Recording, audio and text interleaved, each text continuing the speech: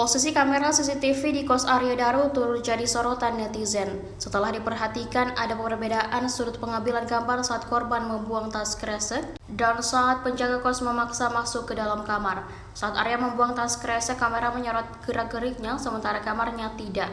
Sorotan kamera tiba-tiba menyorot ke arah kamar Arya keesokan paginya pada saat penjaga kos menemukan sudah dalam kondisi tewas pada 8 Juli 2025 pagi pukul 8:30 waktu Indonesia Barat. Setelah munculnya dua perbedaan tersebut, warganet berspekulasi bahwa ada dugaan kamera CCTV sengaja digeser oleh seseorang. Dugaan warganet tersebut dibantah oleh Komisioner Komisi Kepolisian Nasional atau Kompolnas, Muhammad Khairul Anam. Dia mengakui bahwa kamera CCTV yang berada di depan kamar Arya memang digeser. Hanya saja, kata Anam, hal tersebut dilakukan adalah permintaan istri Arya, Meta Ayu Puspitantri, kepada pemilik dan penjaga kos suaminya. Menurutnya kamera itu diubah dengan jarak jauh, kemungkinan menggunakan HP. Permintaan itu disampaikan istri ketika meminta tolong kepada penjaga kos agar kamar korban diperiksa.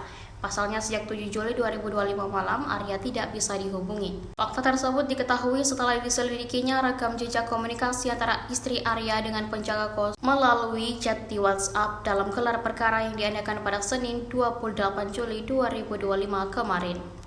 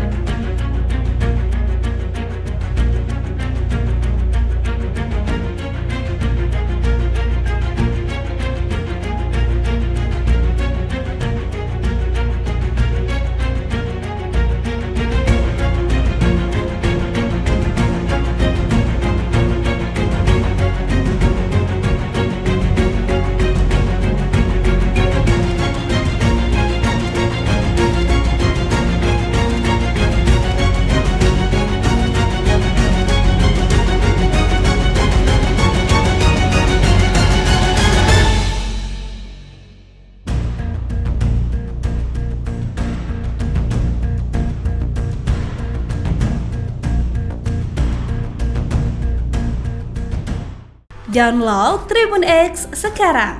Menghadirkan lokal menjadi Indonesia.